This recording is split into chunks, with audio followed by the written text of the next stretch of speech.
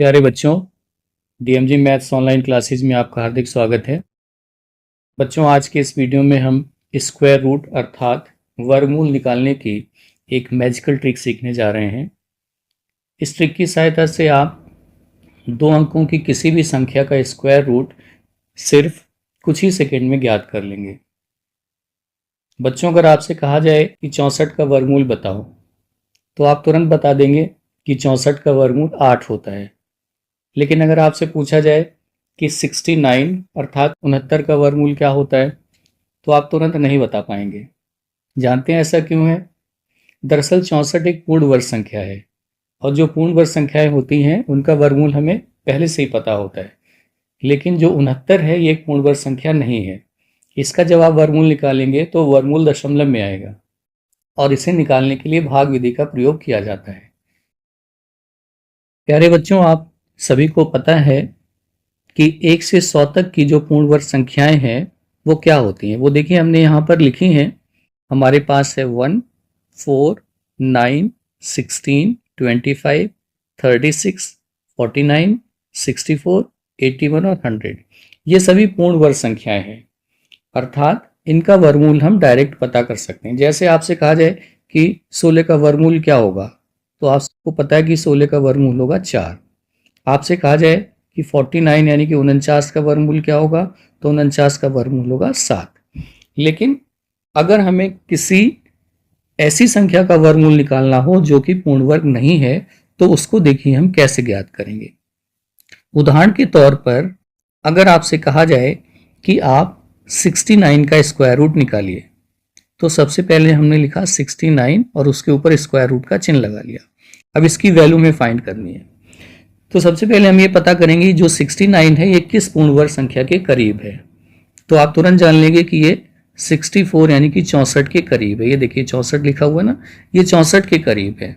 तो इसका मतलब इसका जो वर्गमूल है वो 8 के लगभग होगा, और 8 के लगभग से मतलब 8 से थोड़ा ज़्यादा होगा, क्योंकि 69 जो है वो 64 से बड़ी संख्या है। तो सबसे पहले तो आप यहाँ पे लिख लें 8, और इसके बाद इसमें प्लस का चिन्ह लगाएं, क्योंकि 8 से ज़्यादा आंसर हमारा आने वाला है। अब वो 8 से कितना ज़्यादा होगा ये जानने के लिए आपको क्या करना है, आपको इसमें एक भिन्न यानी कि फ्रैक्शन जोड़ना है। देखिए कैसे, यहाँ पर एक बटे की लाइन खींचिए।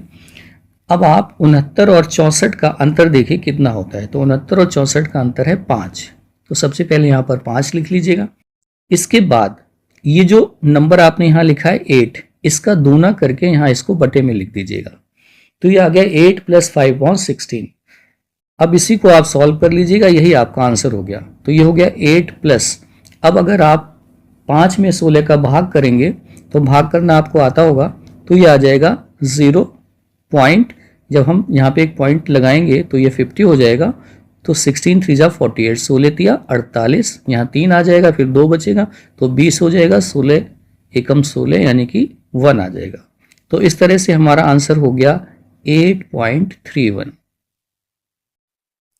अगर आप 69 के वर्गमूल को भाग विधि से निकालते या कैलकुलेटर से कैलकुलेट करते तो इसका आंसर आपको मिलता 8.3066। आप देखिए अगर हम इसको राउंड ऑफ कर दें तो ये आंसर भी कितना हो जाएगा, 8.31। तो देखिए इस आंसर को हमने इस ट्रिक के माध्यम से कितनी आसानी से ज्ञात कर लिया। आइए एक दूसरा उदाहरण लेते हैं।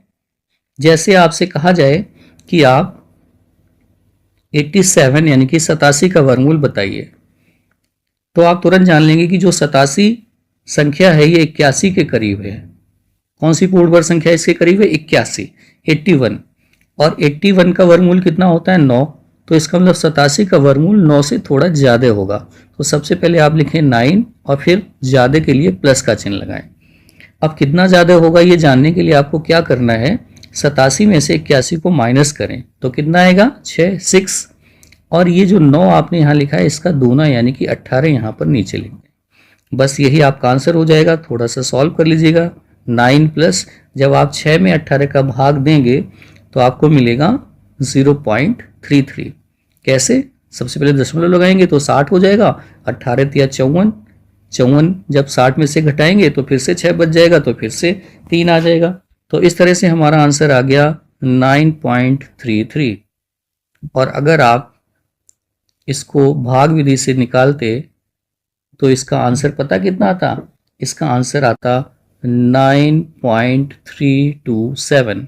देखिएगा जैसे ही आप इसको राउंड ऑफ करेंगे तो ये भी हो जाएगा 9.33। तो आप आंसर को वेरीफाई भी कर सकते हैं कि जो ट्रिक मैं बता रहा हूँ इससे जो आंसर निकल रहे हैं वो बिल्कुल ठीक निकल रहे हैं। ऐसे ही मान लो हम एक एग्जाम्पल और ले लेते हैं। आपसे कहा जाए कि आप 23 का वर्गमूल ज्ञात कीजिए। तो सबसे पहले देखिए आप 23 किस पूर्ण वर्ग संख्या के करीब है?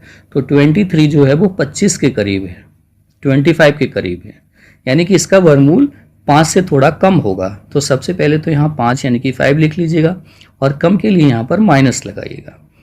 अब इसमें हम क्या माइनस करेंगे वो जरा देखिए, डिवीजन लाइन खींचिएगा। अब देखो 23 और 25 का अंतर कितना है? 2, तो 2 यहाँ लिख लीजिएगा और फिर 5 का डबल यानी कि 10 से इसको भाग कर दीजिएगा। तो ये आ गया 5 माइनस 2/10। अब 5 माइनस 2 में 10 का जब आप भाग करेंगे तो 0.2 आएगा और 5 में से जब 0.2 यानी 5 में से 0.2 माइनस करेंगे तो आपको मिलेगा 4.8। यही इसका आंसर हो गया।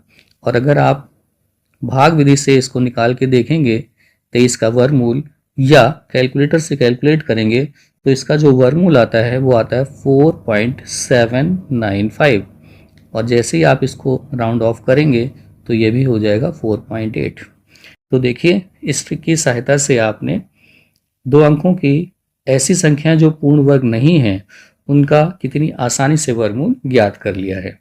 तो प्यारे बच्चों, इस ट्रिक की सहायता से आप 1 से लेकर 100 के बीच की जो भी संख्याएं हैं, कोई भी संख्या आप लीजिएगा और इस ट्रिक का प्रयोग करके आप उसका वर्गमूल निकालिएगा। धीरे धीरे आपकी प्रैक्टिस हो जाएगी और अब आप कुछ ही सेकंड में किसी भी संख्या का वर्गमूल ज्ञात कर पाएंगे। बच्चों, आशा करता हूँ कि ये वीडियो आपको पसंद आया होगा। अगर ये वीडियो आपको पसंद आए तो आप इसे लाइक कर लीजिएगा। चैनल को अगर अभी तक आपने सब्सक्राइब ना किया हो तो आप सब्सक्राइब कर लीजिएगा। इस तरह के और भी वीडियो देखने के लिए आप हमारे साथ बने रहिएगा। वीडियो देखने के लिए बहुत बहुत धन्यवाद। Thank you very much.